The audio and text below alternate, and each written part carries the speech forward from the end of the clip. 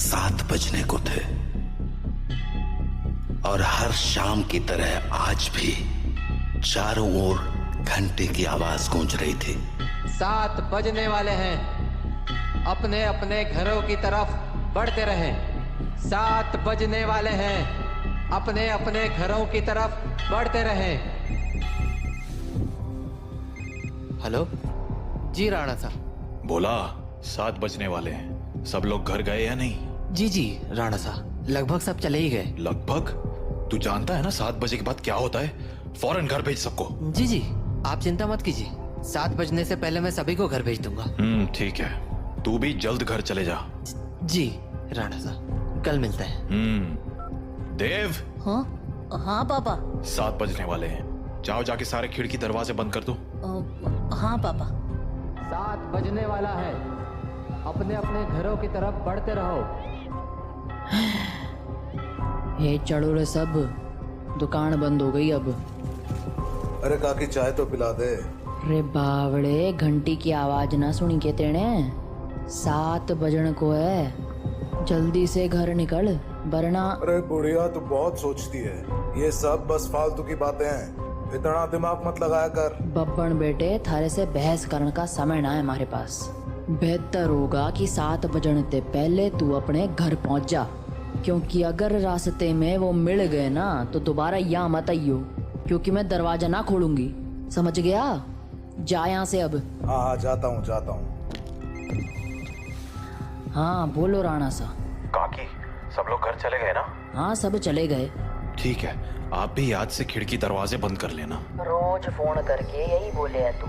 अरे 7 महीनों से गांव में कुछ ना हुआ तो अब क्यों जावेगा? 7 महीने पहले जो हुआ था वो दोबारा भी हो सकता है, इसलिए सावधानी जरूरी है। पापा। हाँ? सारे खिड़की दरवाजे लगा दिए। और पर्दे? पर्दे लगाए? पर्दे क्यों? खिड़कियां लगा तो दी हैं, और वैसे भी वो लोग तो तभी अंदर आ सकते हैं ना जब उन्हें अंदर बुलाया जाए, तो फिर। देव, होश में हो? ये क्या बोल रहे हो? अरे हम पर्दे उनसे छिपने के लिए थोड़ी लगाते हैं, बल्कि इसलिए लगाते हैं ताकि हम उन्हें ना देख सके, उनसे बात ना कर सके और उनके बहकावे में ना आ सके। ऐसी गलती बहुत से लोगों ने की थी, उनके साथ क्या हुआ ये पूरा गांव जानता है, इसीलिए अच्छा होगा कि हम वो गलतियां ना दोहराएं। पापा, क्या मम्मी के साथ भी ऐसा ही कुछ हुआ था? क्या वो भी? 7 बज गए, जाओ जल्दी से जाके पर्दे लगा दो, वो लोग अब आते ही होंगे। हाँ।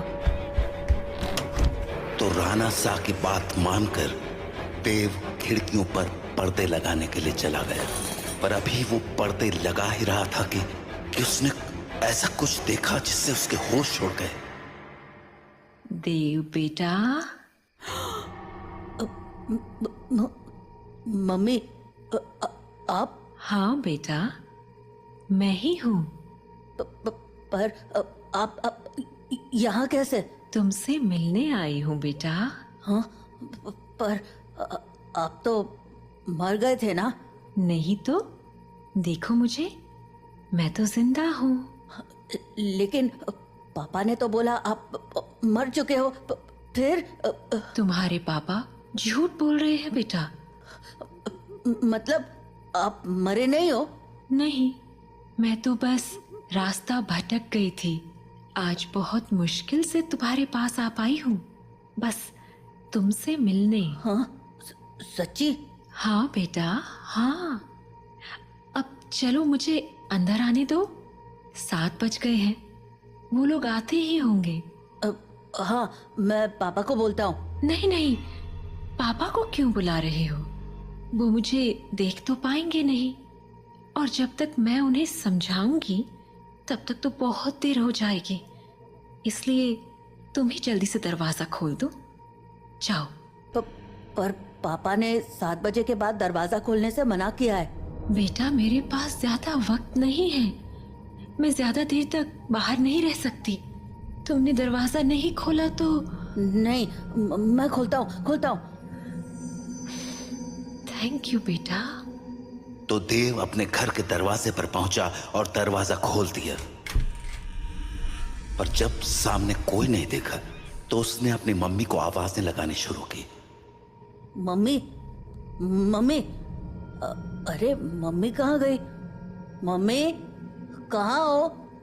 जल्दी आओ ना। देव, पापा, तुमने दरवाजा क्यों खोला है? देव बेटा, मम्मी।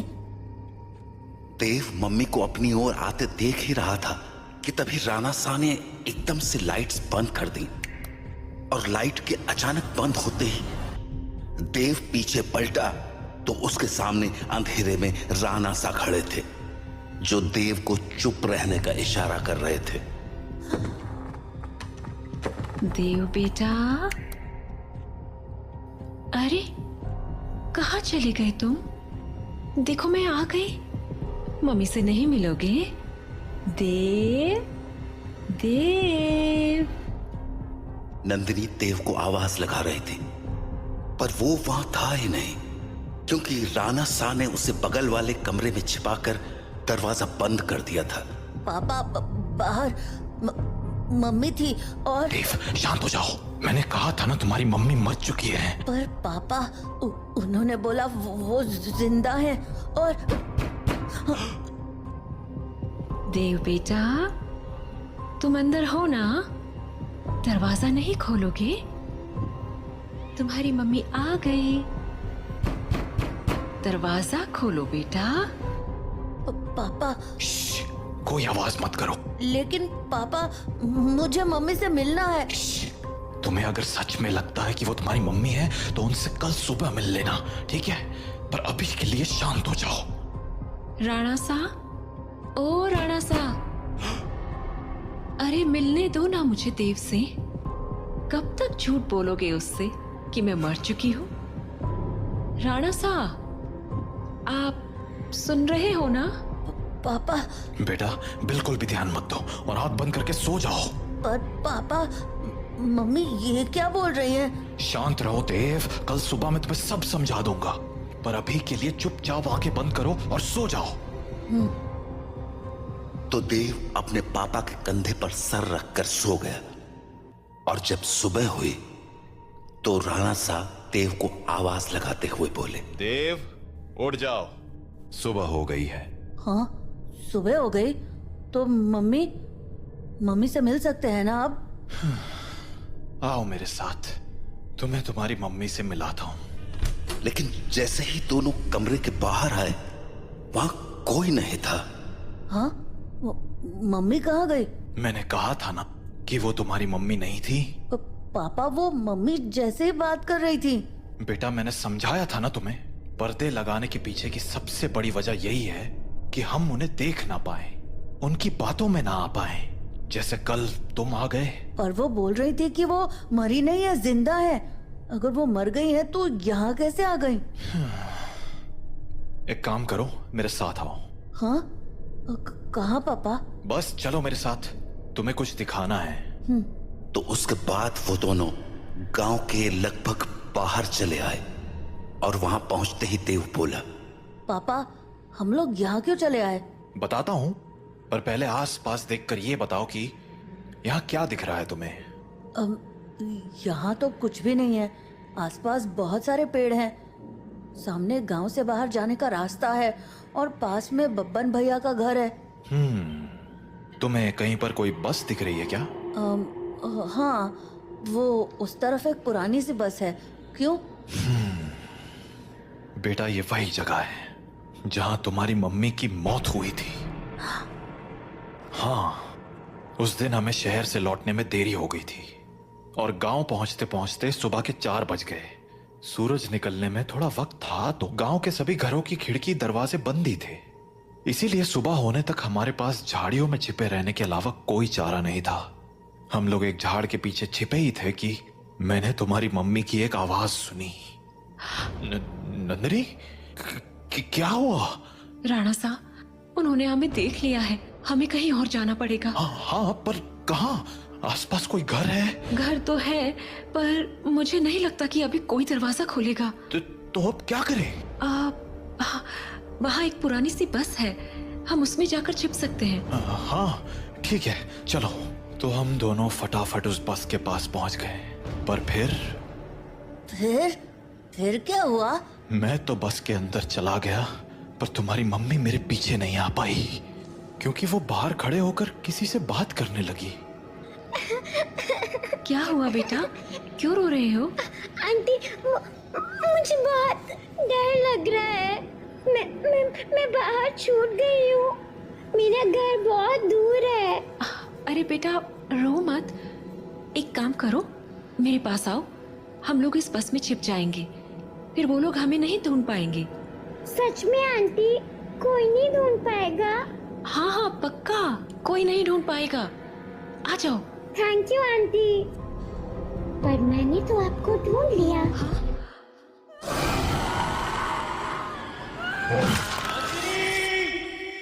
मैं नंदिनी को बचाने के लिए बस के बाहर जाने लगा, पर तब तक बहुत देर हो चुकी थी। बस को उन लोगों ने चारों तरफ से घेर लिया था। हेलो अंकल, बाहर आओ ना, खेलो हमारे साथ। और शायद मुझे देखकर हंसे जा रहे थे।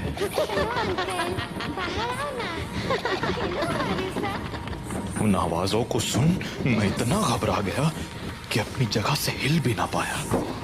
पर थोड़ी ही देर बाद वो आवाजें आनी बंद हो गईं और गांव के लोगों की आवाज सुनाई देने लगी। मैं समझ गया था कि सुबह हो चुकी थी, तो मैं बस के बाहर निकलकर तुम्हारी मम्मी को आवाज लगाने लगा।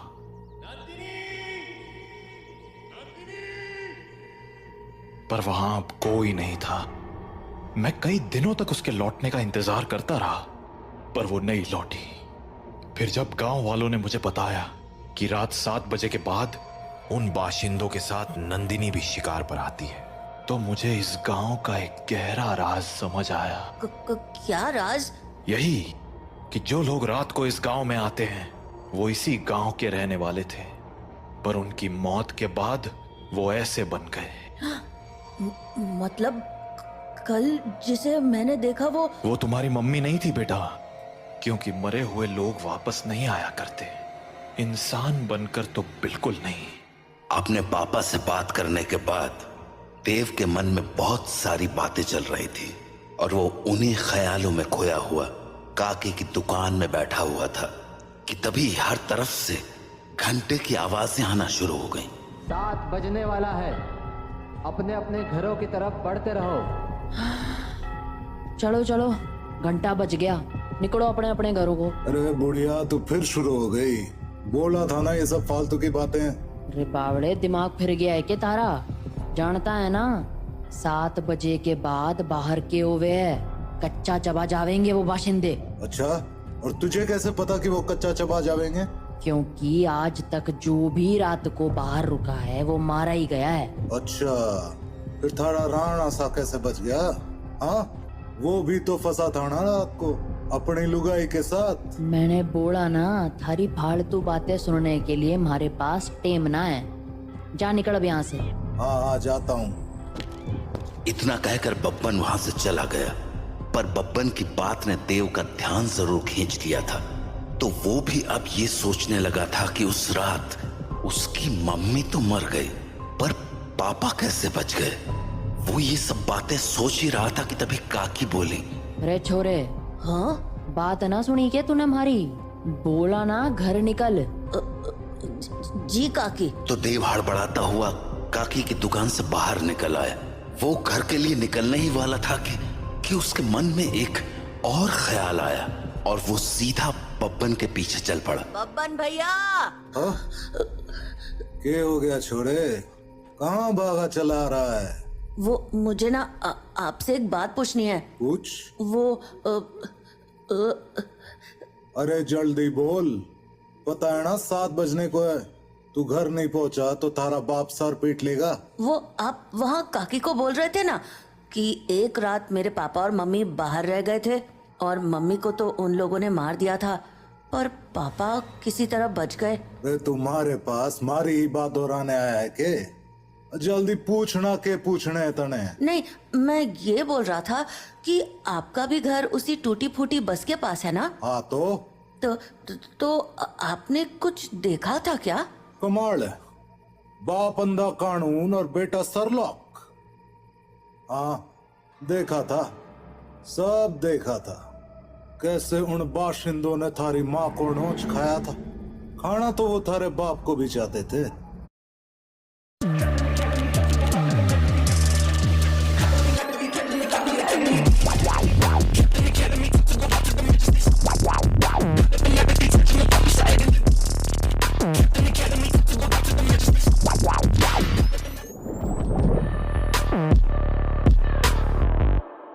चाहते थे, और थारा बाप साला बस में छिपा बैठा था, और वो लोग न जाने क्यों अंदर ना जा पा रहे थे।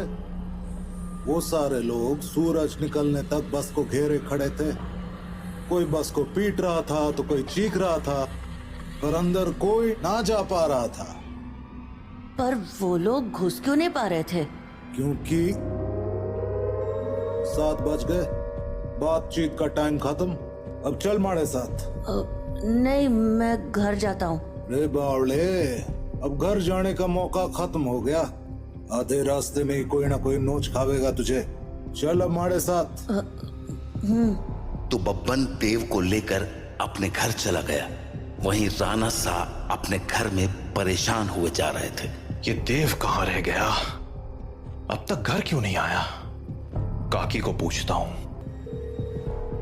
हेलो काकी। हाँ राणा सा, मारे को लग ही रहा था कि थारा फोन आवेगा। सब लोग जा चुके हैं और दरवाजे खिड़कियां भी लगा ली हैं मैंने, इसलिए चिंता मत। काकी, देव है क्या वहाँ? हाँ देव, वो तो कब का निकल गया यहाँ से। देव घर नहीं लौटा है क्या? तुम एक काम करो सा, बाकी लोगों को फोन करके पूछ ले, क्या पता देव किसी के यहाँ रुक गया हो। ठीक है। जहाँ राणा सा देव को हर जगह ढूंढे जा रहे थे, वहीं देव बब्बन के साथ उसके घर चला आया था।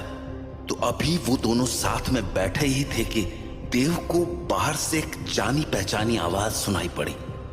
बब्बन, ओ बब्बन, देख मैं आ गई। ये तो मेरी मम्मी की आवाज है। सही पहचाना छोड़े, तारी मम्मी ही है बाहर। अब एक काम कर, यहीं रुक और यहाँ से तमाशा देख। तो बब्बन खिड़की के पास गया और पर्दे हटा दिए। हाँ छोरी, बुला रही थी ना मने, ले देख मैं आ गया। कितना इंतजार कराता है तू। इंतजार? अरे अभी तो आई तू। मैं तो रोज ही आती हूँ, तू मुझसे कभी मिलता ही नहीं। अरे थारे से तो रोज बात करूँ हूँ मैं। हाँ, पर मिलने का मतलब बस बात करना थोड़ी होता है, करीब भी तो आना होता है ना। अच्छा, मारे करीब आना साथा ने। और नहीं तो क्या, खोल ना दरवाजा। कमाल है छोरी, तू भी अपने राणा सा को इतनी जल्दी भूल गई। जो राणा सा देखेंगे नहीं, वो उन्हें पता कैसे चलेगा। कमाल है तू भी। वैसे थारे बेटे का क्या, वो तो देख सके है ना। ओफो बब्बन, तू भी ये क्या बातें करने लगा। हम दोनों के बीच में किसी दूसरे का क्या काम। जाना, दरवाजा खोल देना, मुझे तेरे से अच्छे से मिलना है। अच्छा चल ठीक है, खोल ही देता हूँ दरवाजा अब। तो बब्बन दरवाजा खोलने जा ही रहा था कि देव बोला, बब्बन भैया दरवाजा मत खोलना, वो मेरी मम्मी नहीं है। अरे यो बात तो मने भी पता है, यो थारी माँ तो अब बिल्कुल ना रही। अरे बब्बन भैया, मैं सच कह रहा हूँ, वो इंसान नहीं है। वो इंसान है या नहीं, ये तुझे अभी पता चल जाएगा, तू बस देखता जा। तो इतना कहकर बब्बन ने दरवाजा खोल दिया और सामने खड़ी नंदिनी से बोला, हाँ छोरी, मिलना था ना तने मारे से, आजा अंदर आजा। बब्बन की बात सुनकर देव के Shall we begin? पर तभी कुछ अजीब हुआ। उसने देखा कि मम्मी दरवाजे पर तो खड़ी थी, पर दरवाजे नहीं आ रही थी। ये हो गया, ये क्यों गई? आजा अंदर। नंदिनी कुछ देर तो वैसे ही खड़ी रही, पर फिर बोली, तू बाहर क्यों नहीं आ जाता बब्बन, मैं तुमसे यहीं मिल लूंगी। अरे अभी तो अंदर बुलाने को कह रही थी, अब बाहर बुला रही। देख छोरी, आना तो तुझे ही पड़ेगा। अब सोच ले। तू भी ना बब्बन, कितना इंतजार कराएगा? आ जाना बाहर। नंदिनी के जवाबों को सुनकर देव के मन में बहुत सारे सवाल उठने लगे थे, जैसे कि उसकी मम्मी घर के अंदर क्यों नहीं आ रही थी और वो बार बार बब्बन को बाहर आने को क्यों कह रही थी। देव धीरे धीरे बब्बन के पास पहुंच गया, पर इससे पहले कि वो बब्बन से कुछ पूछता, उसे नंदिनी ने देख लिया और वो बोली, अरे बेटा देव, तुम भी यहाँ हो? आओ ना, मम्मी से नहीं मिलोगे? कल हम मिल नहीं पाए थे ना? आ जाओ, आज मिलते हैं। देखो, बाहर तुम्हारे साथ खेलने के लिए इतने सारे बच्चे भी हैं। हम खूब मजे करेंगे। आ जाओ बेटा। नंदिनी और उसके साथ उन बच्चों की टोली को देखकर देव को डर तो बहुत लगा, पर उसने नंदिनी की बातों पर ध्यान न देते हुए बब्बन से पूछा, बब्बन भैया, दरवाजा तो खुला है और आपने मम्मी को अंदर आने को भी बोल दिया है, फिर वो अंदर क्यों नहीं आ रही हैं? और ये बच्चे भी बाहर ही खड़े हैं, क्यों? समझदार लगे तू, सही सवाल पूछना जाने। हाँ, मतलब यो कि जिस रात मैंने थारी माँ को मरते हुए देखा, उस रात मैं भी यही सोच रहा था कि आखिर इन बाशिंदों ने थारे बाप को क्यों नहीं मारा, वो बस के अंदर क्यों ना गए।